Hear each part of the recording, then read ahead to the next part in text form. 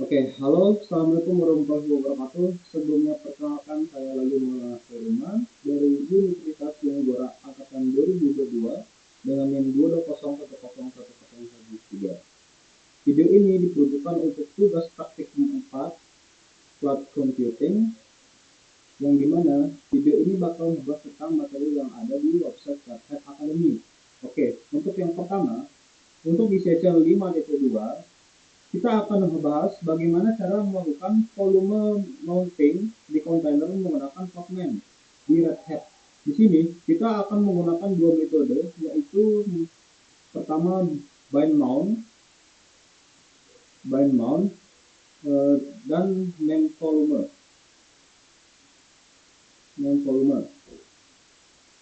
Selain itu, kita juga akan belajar bagaimana cara mengatasi masalah permission saat kontainer tidak bisa mengakses file yang kita mount dari host ke dalam kontainer. Oke. Untuk step pertama, kita menyiapkan dulu environment lab-nya. Kita copy untuk perintah ini setupnya lab start to system mounting. Ini kita buka minimal, lalu kita copy. Oke. Enter. Oke. Perintah ini akan secara otomatis menyiapkan direktori, file, dan konfigurasi yang diperlukan untuk latihan. Pastikan perintah ini dijalankan oleh user student di mesin workstation. Oke, sudah. Setelah berhasil, kita langkah selanjutnya. Step selanjutnya yaitu menyiapkan kontainer file yang dimana setelah siap, langkah berikutnya adalah memeriksa isi dan kontainer file. File ini berisi instruksi untuk membangun image kontainer berbasis Red Hat Universal Base Image versi 9.0.0. Oke, sekarang kita jalankan perintahnya.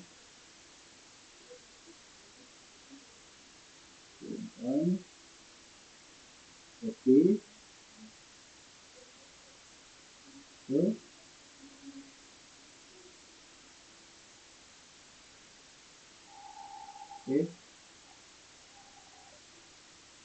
Oke. Permission. Oke, done. Terus kita udah bilangkan. Oh, bukan. Permission done. Oh, ini. Gitu.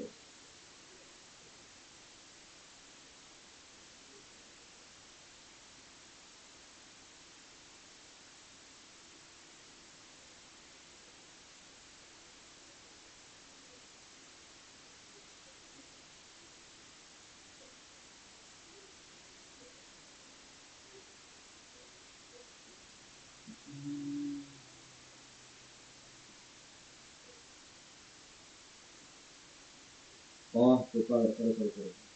Ini penggalan yang chatnya. Ulang. Oke.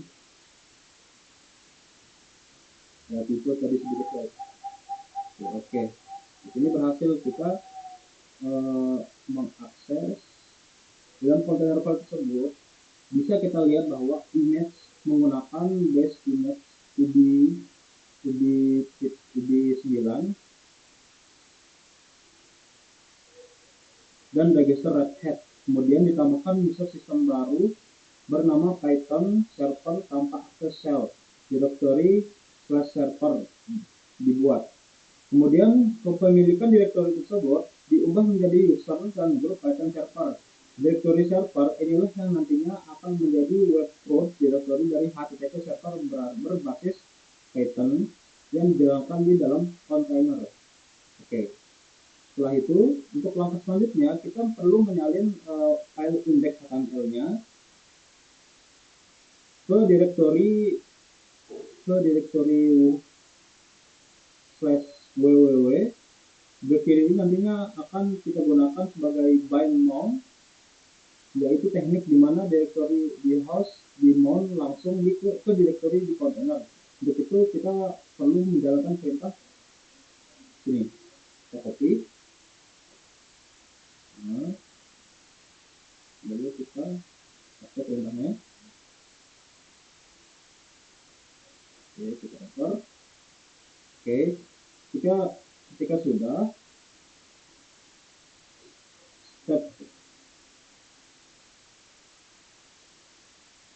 lalu kita jalankan untuk step keempatnya,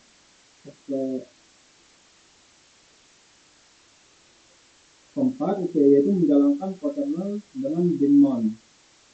Setelah file tersedia, kita uji coba menjalankan kernel menggunakan daemon. Perintah yang digunakan adalah ini, podman run min ti min rm min nen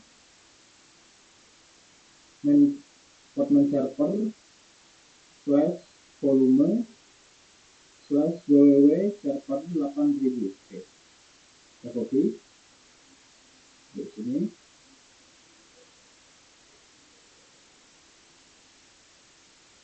Oh, salah guys.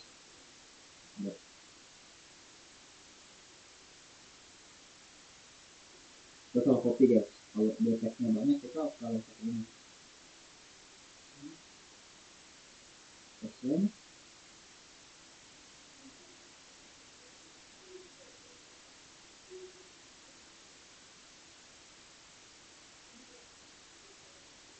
Enter.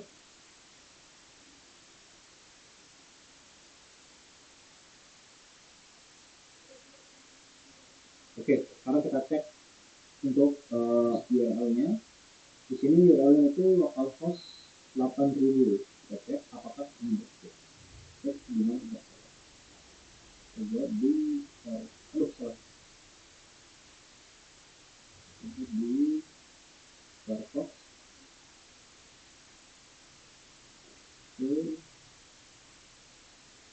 Oke. Nah, di sini respon error dengan kode 404. Oke, kita lihat.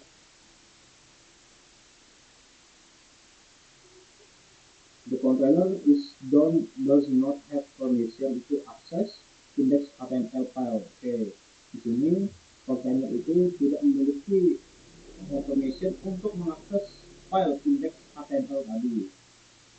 Oke, untuk mengakses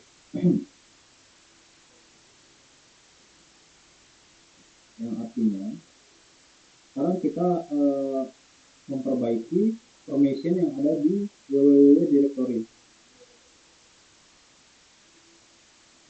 Kita copy di dalam terminal, verify the directory permission in the new user namespace. Oke, podman. Untuk kita mengetahui penyebabnya, kita jalankan dulu. Ini. Kita pindah ke terminal. Oke. Kita matikan saja. Seperti dulu, dan error. Kita podman dulu. Jadi,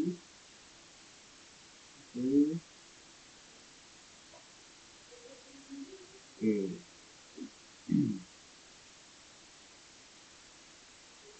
Nah, perintah ini itu memungkinkan kita melihat permission directory tersebut dari perspektif namespace user di kontainer. Ternyata directory www dimiliki oleh user dari grup root, sementara kontainer itu dijalankan dengan user Python server. Nah, kalau kita ingin mengetahui user dan grup ID di kontainer, kita perlu menjalankan perintah ini. Perintah ini kita copy.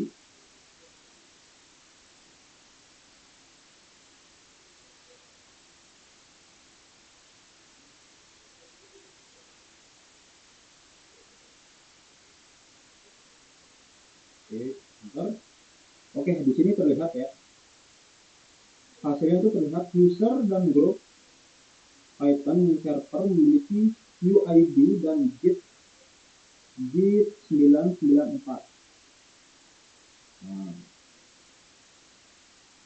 oke, untuk langkah selanjutnya kita perlu mengubah grup word ownership directory Karena itu, solusi untuk masalah permission ini adalah dengan mengubah grup direktorinya, direktori www menjadi git 994. Kita jalankan dulu.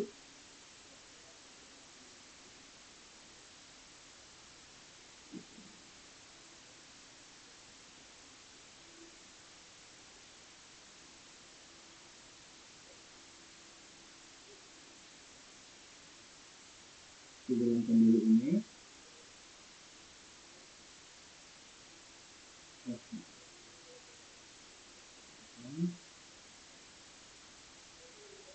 Enter.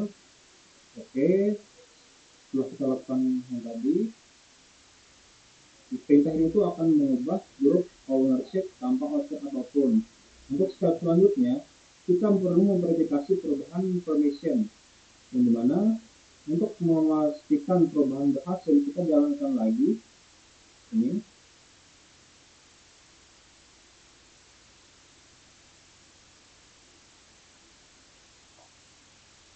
Oke, di sini sudah terlihat. Kali ini terlihat bahwa direktori dimiliki oleh UUID 0 dan git 994, artinya sesuai dengan user di dalam kontainer. Oke. 994 sesuai ya. Oke, setelah itu kita replace Postman servernya kontainer dengan direktori www directory mount as daemon. Oke, kita jalankan. Kita copy yang tadi, kita ulang, jangan ulang.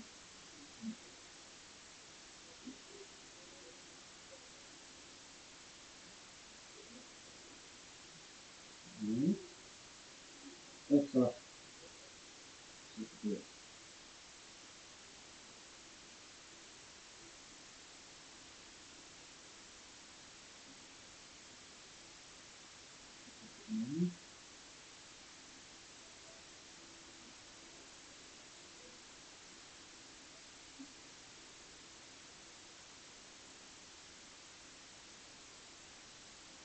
Oke, enter. Oke, setelah kita jalankan perintah tadi, saatnya kita membuka lagi panggilannya yang tadi error, kita refresh. Oke, di sini sudah terlihat ya. Yang di sini sudah error lagi, di sini sudah muncul postman for developer. Oke, berarti servernya itu URL sudah berhasil, tidak error lagi 404-nya. Oke, untuk langkah selanjutnya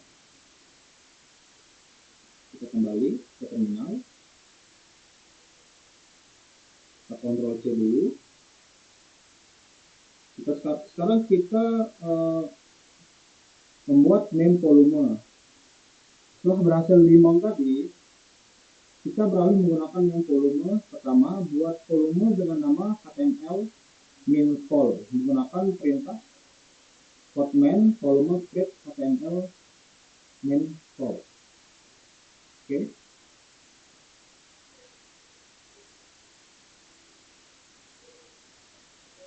Oke, sudah terbuat ya. Lalu sekarang kita untuk step selanjutnya mengimport file ke volume. Kemudian mengimport file ke volume. Kita pindah dulu ke directory web. Pindah dulu. Pindah ke directory web processing mountain. Oke, sudah ada di directory ini. Lalu kemudian import arsip index.tar.gz yang berisi file index HTML ke volume tersebut. Kita jalankan perintah ini, postman volume import HTML file index.tar.gz. Oke. Postman.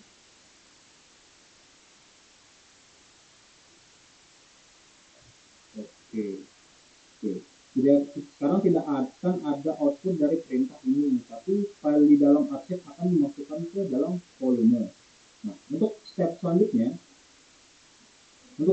kita jalankan container dengan name volume. Setelah file masuk ke volume, jalankan container menggunakan name volume alih-alih daemon. Perintahnya ini portman run min ti min rm dan seterusnya.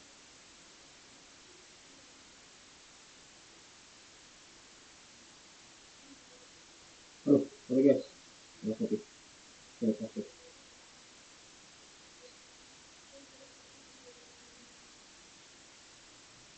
Ya, kita ulang ini.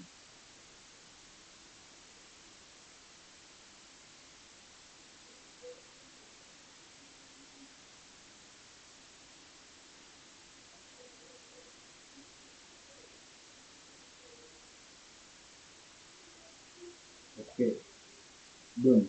Nah, opsi RO digunakan untuk membuat volume di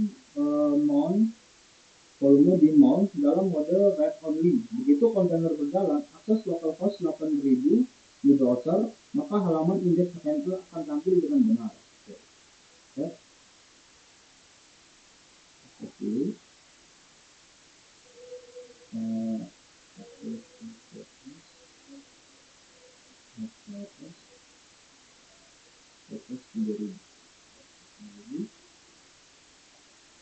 Oke, berhasil. Oke, dia sudah berhasil menjalankan URL-nya, tidak ada lagi error.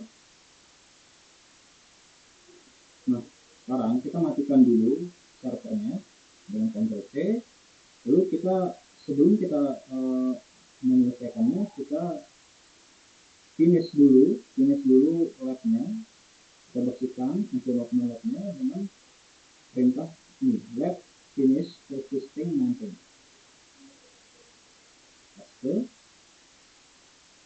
Nah, perintah ini akan membersihkan kontainer dari volume file yang tadi kita gunakan untuk lab ini.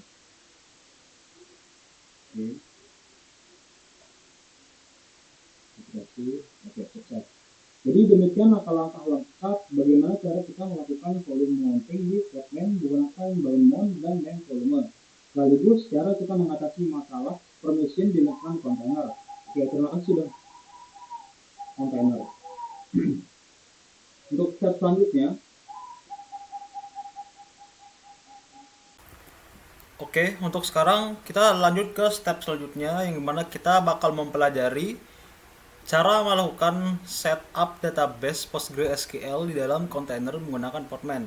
Oke, proses ini sangat berguna untuk keperluan development dan testing environment karena kita bisa dengan mudah membuat, menghapus, dan memigrasikan database tanpa harus instalasi manual di host. Selain itu, kita juga akan melihat bagaimana menyimpan data secara sementara serta bagaimana membuat persist menggunakan volume. Volume.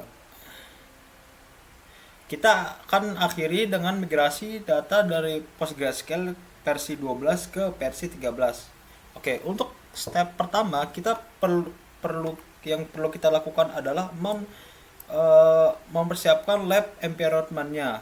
Kita copy lab start database. Perintah ini akan mengcopy seluruh script inisialisasi database ke dalam direktori lab kita yang di lokal. File ini paling penting adalah load.db nanti. Oke, kita copy lalu kita paste di terminal.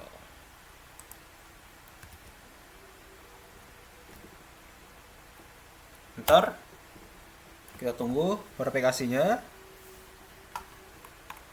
Oke, setelah berhasil memverifikasi, kita lanjut ke step selanjutnya, yaitu membuat kontainer PostgreSQL versi 12. Kita beri nama persistingnya itu persisting pg12 dan jalankan secara interaktif. Pada kontainer ini kita set beberapa environment variable, yaitu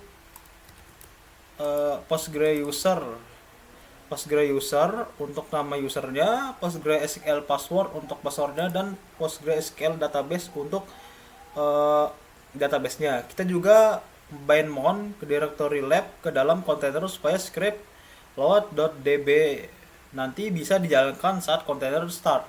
Oke, kita copy, lalu kita paste di labnya,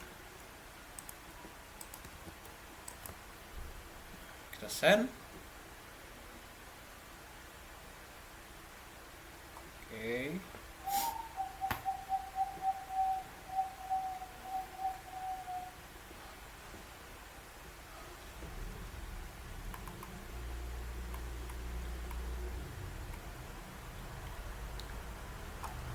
oke, kita enter. Ini sedang mau setup. Oke, setelah kontainer itu jalan, kontainer akan otomatis mengeksekusi script load.db.sh yang ada di dalam direktori start PostgreSQL start. Berkat fitur dari image tersebut yang otomatis menjalankan semua file .sh di direktori saat di startup. Oke. Setelah itu kita buka terminal baru. Lalu kita salin podman exit it persisting PG12 select kali pro model. Ini digunakan untuk melihat isi tabel model, semua isi tabel model. Send.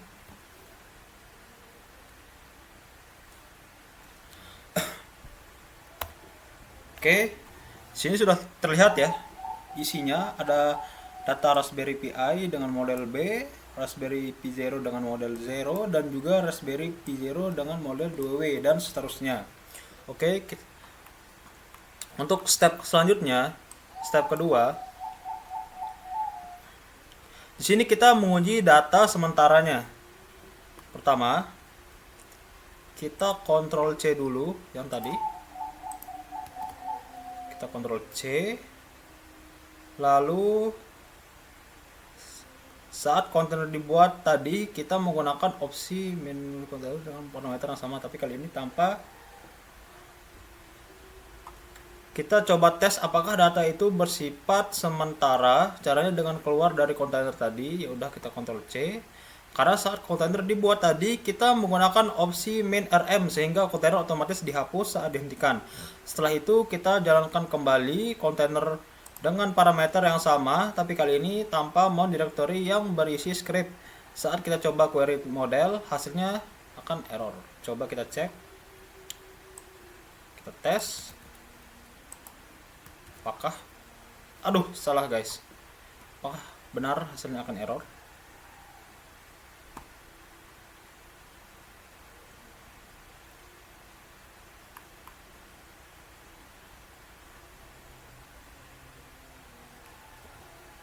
Oke, kita ulang.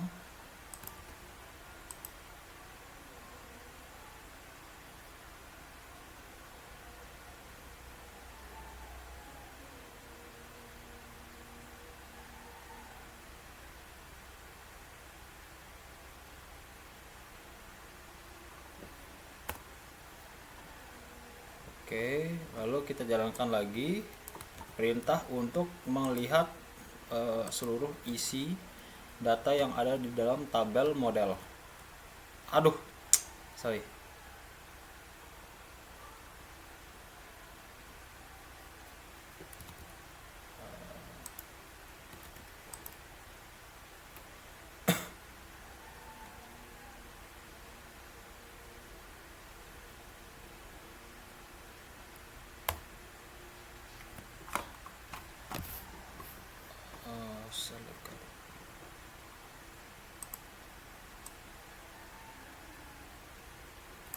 Oke, di sini ada menemukan error relation model itu tidak ada. Jadi, karena data di database tidak ada, membuktikan bahwa tanpa volume, data dalam kontainer akan hilang setelah kontainer dimatikan. Oke, untuk step selanjutnya, kita untuk menyimpan data secara permanen, kita buat volume baru dengan nama RPI store RPI store RPI store data. Oke, kita copy. Ini kita Ctrl C dulu, kita matikan. Lalu kita buat baru. Aduh. Oke, sudah. Setelah kita buat, tapi kali ini kita menggunakan opsi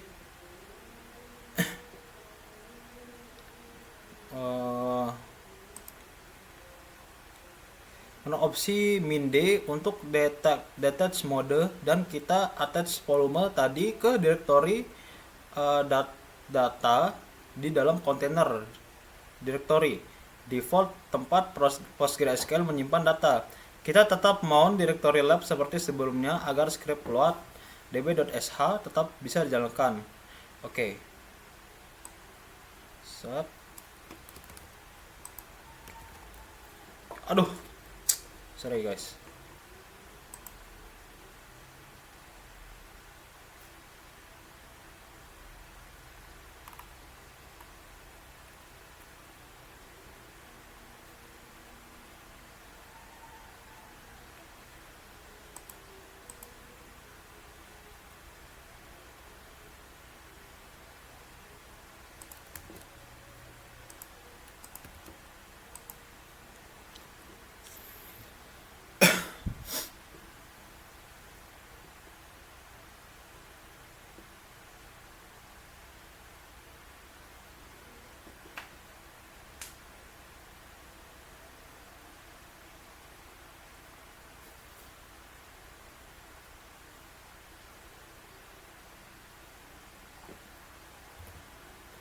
Oke, sudah. Lalu kita jalankan verify that the RPI store database contain the database query model. Oke, kita jalankan. Apakah dia bisa? Aduh, maaf guys. Kita di sini sekarang memverifikasi data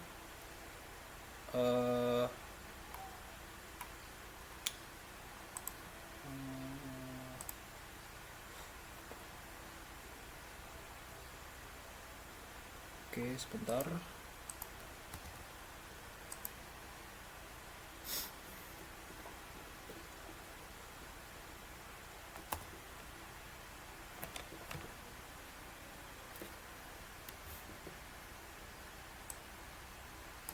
Waduh, di sini sepertinya ada error, guys. Kita perlu ulang. Di sini kita copy dulu.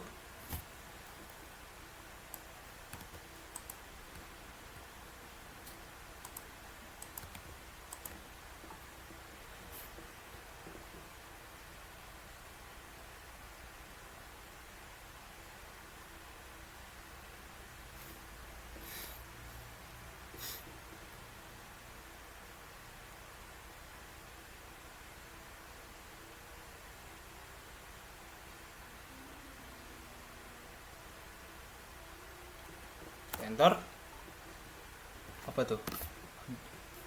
Already. Oh, sudah ya, berarti benar. Kalau kita copy yang ini, kita perlu jalankan di terminalnya.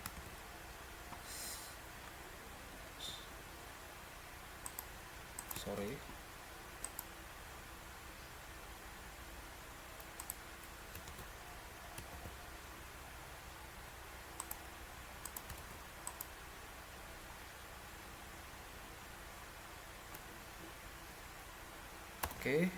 Oke.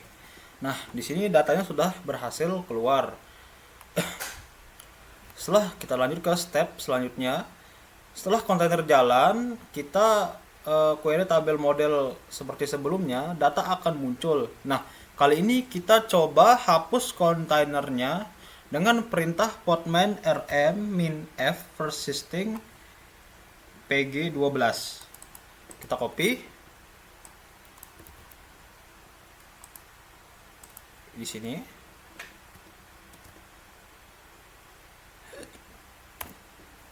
Oke, sudah. Lalu jalankan lagi kontainer baru dengan nama yang sama dan volume yang sama tapi tanpa mount directory lab. Saat kita query tabel model, datanya masih ada. Ini membuktikan bahwa data kita sekarang disimpan di volume yang tetap ada walaupun kontainer dihapus. Oke, kita ulang, kita copy lagi, kita oh ini ya, sorry.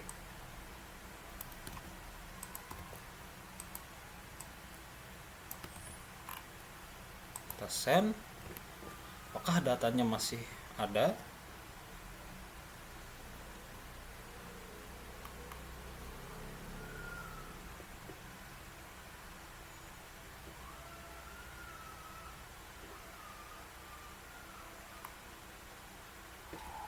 Kita enter.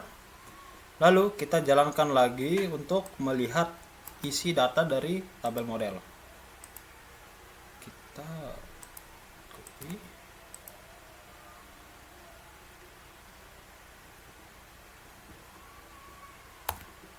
Oke, berhasil. Ternyata datanya tersebut permanen, guys. Ini itu membuktikan bahwa data yang kita sekarang simpan di volume tetap ada walaupun kontainer dihapus. Oke. Untuk step selanjutnya kita perlu men-setup PG admin untuk akses web. Agar lebih mudah mengelola database, kita akan setup PG admin di kontainer juga. Tapi karena PG admin dan database perlu saling berkomunikasi, kita buat dulu network baru dengan nama Podman Network Create Persisting Network. Oke, kita copy, kita paste. Setelah dijalankan, ulang kontainer persisting pg12 dengan attach ke network ini, kemudian jalankan kontainer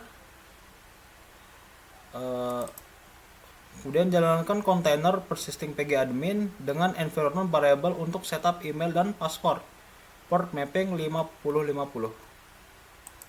Oke, kita tes sebentar.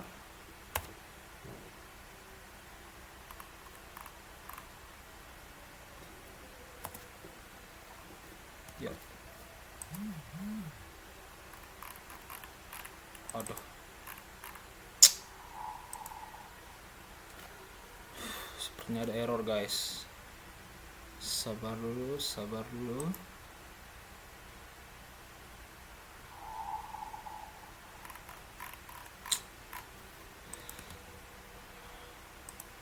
Oke, ulang, kita copy Create Persisting Network, kita enter. Oke, sudah. Setelah itu kita delete the existing persistent pg12 container. Kita delete.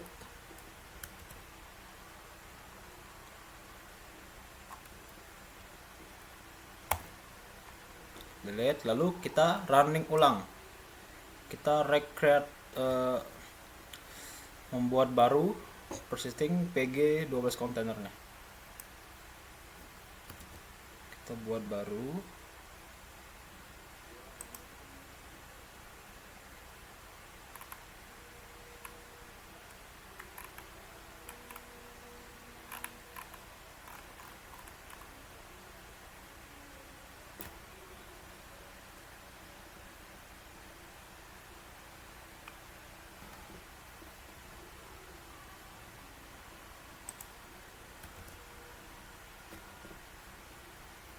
Aduh, sorry guys, salah copy, salah paste.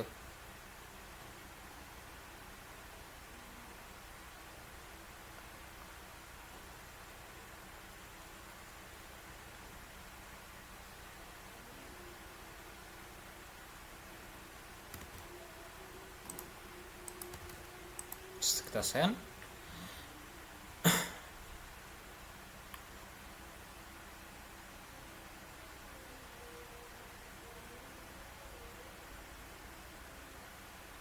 Kita tunggu.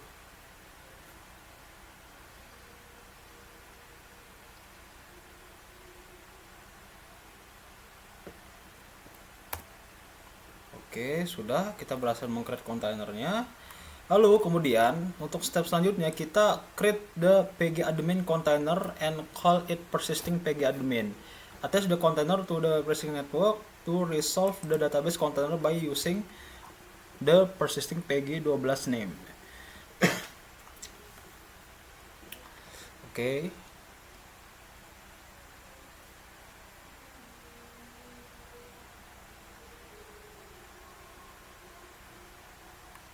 Kita setup di sini. Kita setup untuk pgadmin untuk diakses di webnya. Kita jalankan.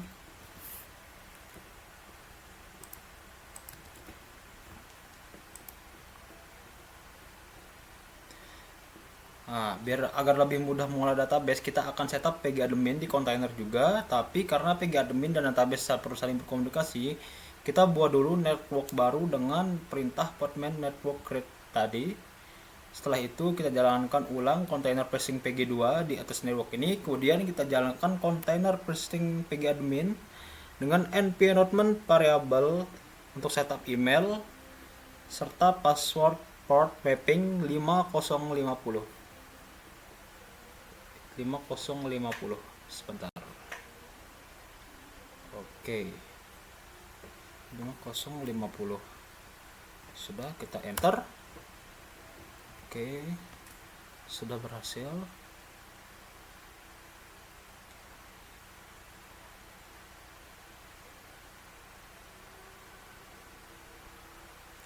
Oke, done.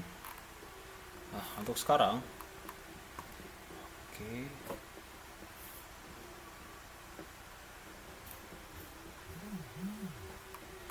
Nah, untuk step selanjutnya login in to pgadmin by using web browser http localhost 5000 5050.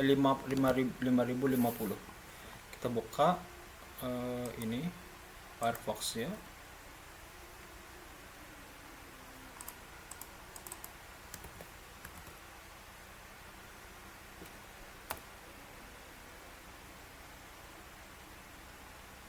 Sebentar mas, kita perlu tunggu. Oke, kita masuk di pgadminnya, kita klik username, kita masukkan username-nya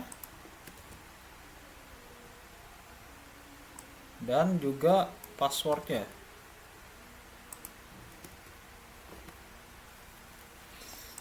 Kita login. Nah, sekarang di sini kita sudah masuk ke database pgadmin. Kita buka add new server, lalu kita klik untuk host name-nya in the general tab, set as the ini App Store, switch the connection lab, kita pilih ke connection, hostname-nya persisting 12,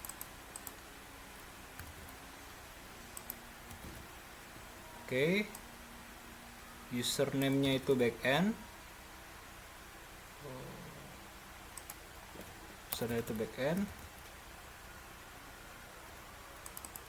dan passwordnya itu secret pass.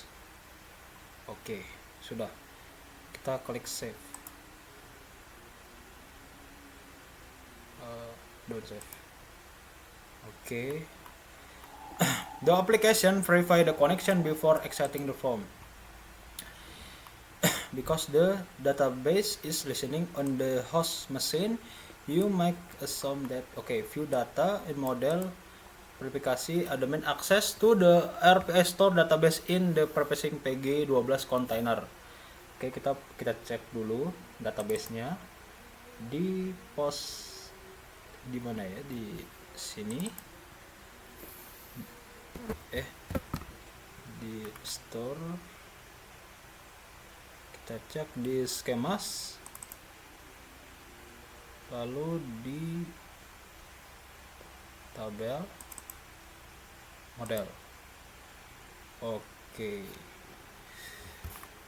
klik the view data an icon that pgadmin queries the data in the PostgreSQL container. Oh, ini kita klik.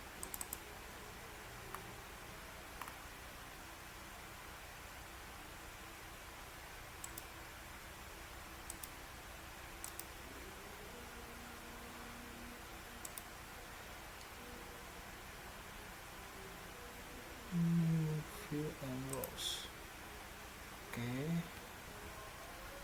Oke, di sini data dari model double model ada sudah terlihat Raspberry Pi.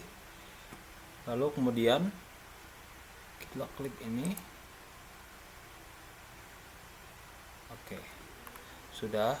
Lalu kemudian kita migrate the testing environment data to a container running PostgreSQL 13, a newer version of the PostgreSQL database. Use a new data volume to avoid incompatibilities between the PostgreSQL version.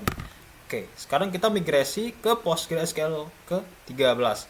Nah, kita lakukan migrasi database ke versi PostgreSQL yang lebih baru, yaitu versi 13. Cara kita backup dulu data kita, caranya kita perlu backup dulu database RPI store dengan perintah pgdump di dalam kontainer persisting pg12, simpan hasilnya di directory dbdump. Oke, kita copy, kita backup dulu datanya, kita keluar di terminal.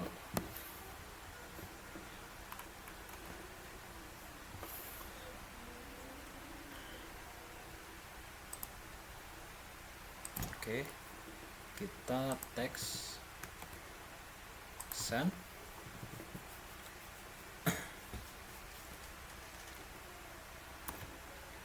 Oke, sudah. Untuk langkah selanjutnya, lalu gunakan Podman cp untuk copy file dump ke host. Ini kita copy.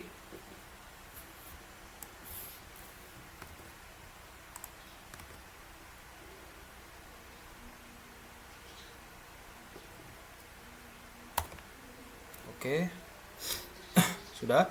Setelah itu stop container persisting pg12 dan buat volume baru RPI store data pg13 untuk database baru. Jalankan kontainer PostgreSQL 13 dengan volume tersebut, lalu copy file dump tadi ke dalam kontainer. Oke. Kita stop dulu untuk persisting 12 nya. Kita stop. Nah.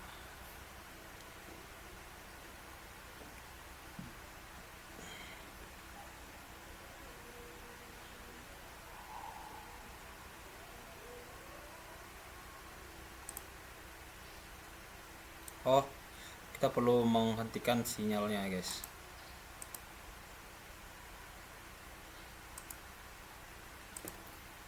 Kita ulang. 12. Oke, sudah, kita matikan. Lalu create volume call RPI store data rp13 to the store the database file. Oke, kita copy, kita buat baru RPI store data pg13.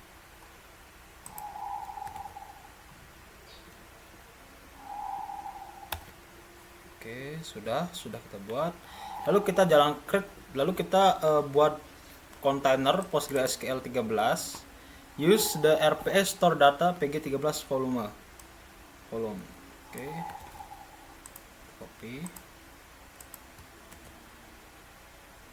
Kita send.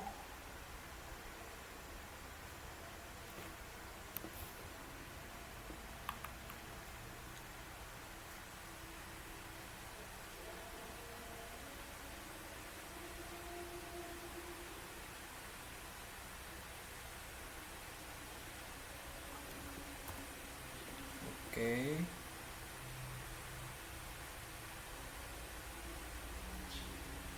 Done.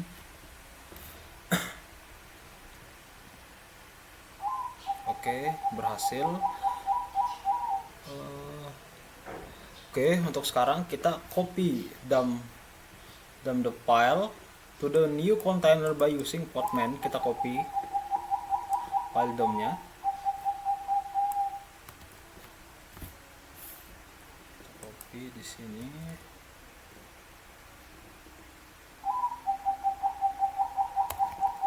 Oke, sudah.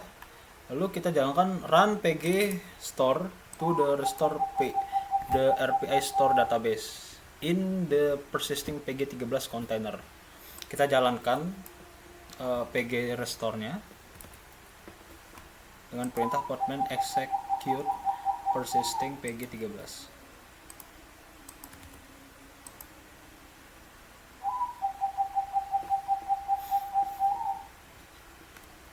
Oke. Setelah itu kita jalankan modelnya sini.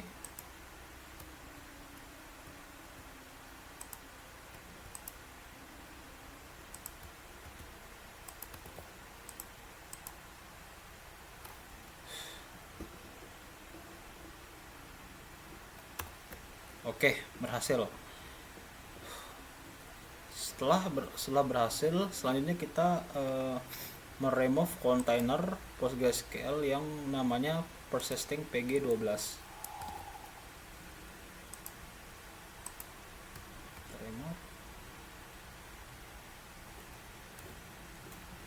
Sudah. Oke, selanjutnya kita tes.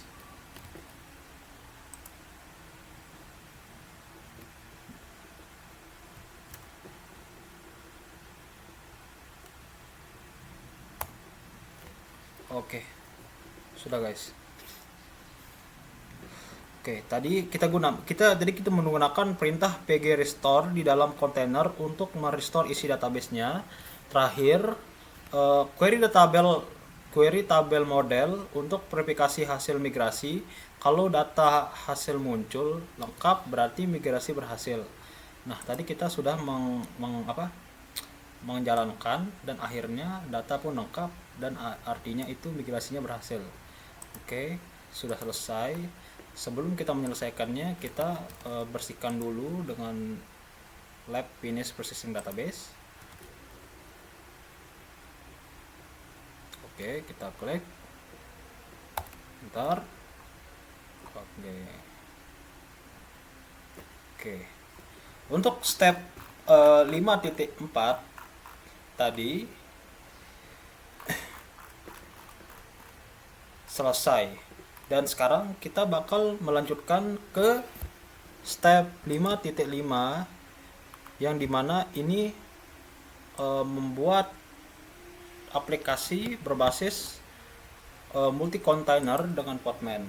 Oke, kita ke video selanjutnya.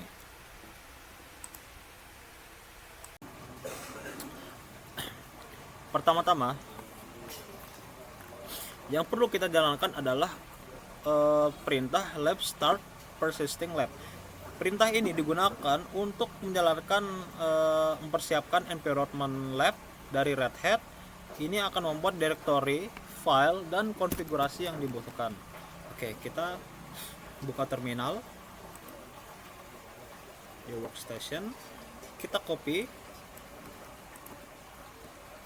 Oke. Oh, sabar. Belum. Setting ulang.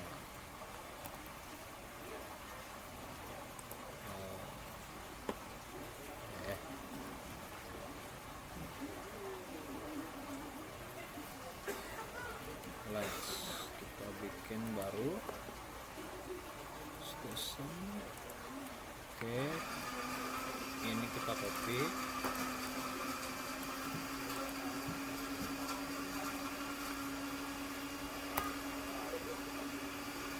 Kita tunggu.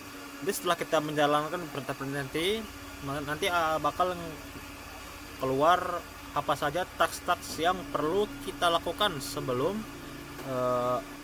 berhasil kontainer itu berhasil terbuat gitu. Aplikasinya itu berhasil terbuat. Kita tunggu.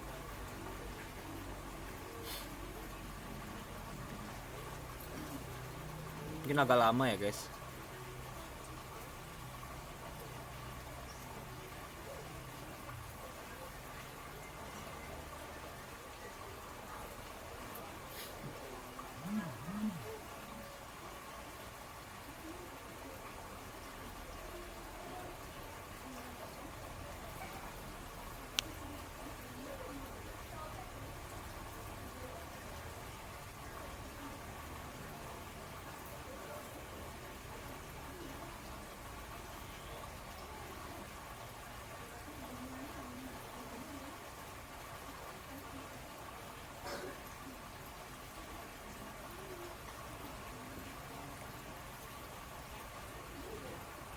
baik, kita tunggu.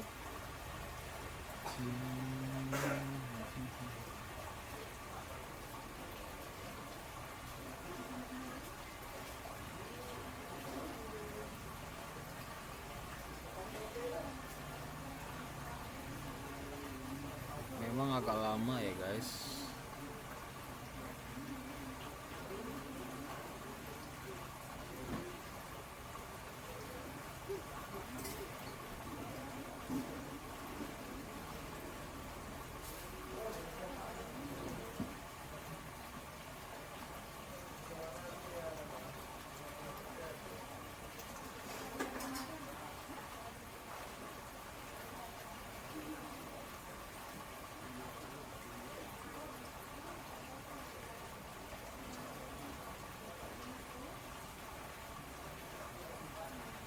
Oke, sepertinya berhasil. Oke, nah di sini ada 7 task yang perlu kita lakukan. Yang pertama itu ada create the Postgre volume, ada 2, ada import data into the Postgre volume, dan yang ketiga start the persisting DB database container, dan seterusnya. Oke, kita mulai dari yang pertama. Ini tetap kita jalankan biar nanti ini mengecek ada perubahan. Oke. Dan di sini pertama kita membuat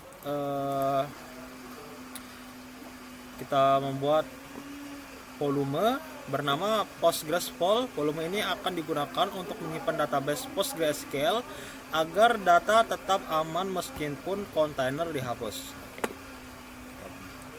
Oke. Kita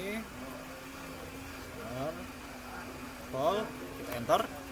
Oke, setelah berhasil, tidak ada gangguan, kita copy yang di bawahnya, kita import file data ke dalam volume tersebut menggunakan perintah Podman volume import. Data ini nantinya langsung digunakan oleh PostgreSQL. Oke, Podman volume import PostgreSQL data bla bla bla. Oke, sabar.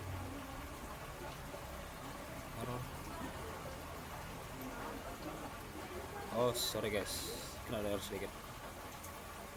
Kita Ctrl C dulu. Oke, kita ulang.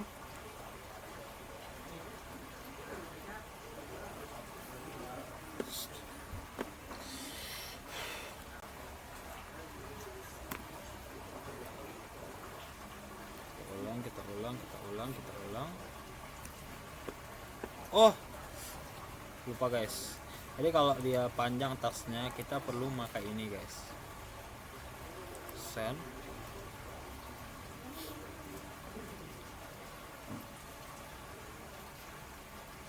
Oke. Ulang. Kita ulang. Oke.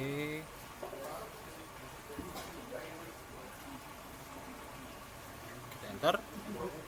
Oke, jika tidak ada gangguan lagi, kita ke langkah selanjutnya, yang dimana kita membuat creating the persisting network. Ini digunakan untuk supaya kontainer itu bisa saling berkomunikasi menggunakan nama kontainer. Kita buat dulu network virtual. Virtualnya. Oke, kita paste. Oke, kita enter. Nah, di sini tidak ada error ya guys. Lalu setelah kita melakukan hal tersebut, sekarang kita menjalankan kontainer database PostgreSQL dengan nama persisting DB. Kita atur environment variabelnya untuk username, password, dan nama databasenya. Ini kita atur dulu user, nama Postgre usernya user, passwordnya pas, dan PostgreSQL database itu DB. Oke, dan nanti volume PostgreSQL-nya kita mount ke /variable /lib /pgsql dan /data. Oke, kita jalankan perintah tersebut. Pas di sini. Paste. Oke, sabar, running. Oke,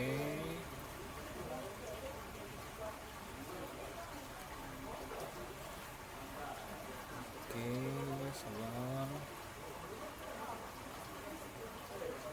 Oke, kita enter. Oke,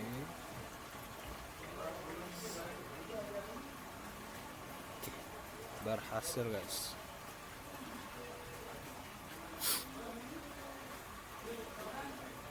Oke, berhasil. Tapi sebelum kita melanjutkan langkah selanjutnya, kita mengecek dulu apakah progres tadi kita berhasil apa tidak. Oke, kita berhasil. Dari 1 sampai 4 itu sudah berhasil. Sekarang tinggal 3 lagi. Yang kelima kita cek. Yang kelima kita jalankan backend container dengan nama persisting backendnya. Kita set environment variable db host ke nama database container tadi, yaitu persisting db di port 8080 di container kita, buka ke port 80 di mesin host. Oke, buka, kita scroll sini, kita copy, itu berhasil.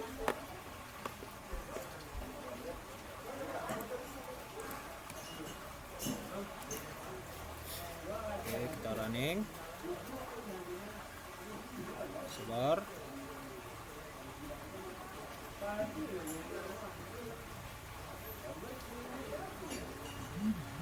Oke, kita enter.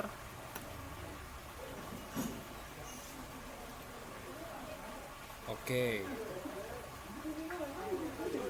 tunggu.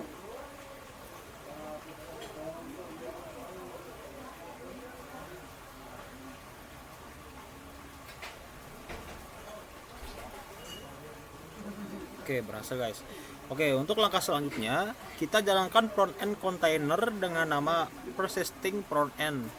Kita map port 3000 di host ke port 8080 di dalam container. Oke, kita jalankan perintahnya. Sini. Itu untuk front end-nya guys. Tadi back end, sekarang kita jalankan untuk front end-nya. Kita lakukan untuk front end-nya. Oke.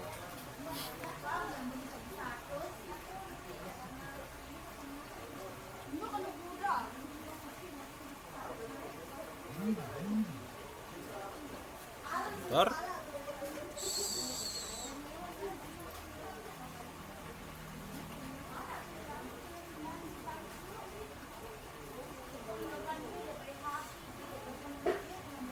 Oke, berhasil. Oke, setelah kita set tadi back end dan front end-nya, sekarang kita untuk testing aplikasinya di dalam web. Kita mentesting front end-nya, aplikasinya dengan localhost 3000. Kita buka di sini Firefox. Berhasil. Kita tunggu. Oke. Kita tes. Sekarang kita buka di browser, tekan URL front end-nya. Oke, tes. Nah, di sini berhasil ya guys untuk port yang 3000. Nah, sekarang kita tes untuk database importnya. Oke. Sini.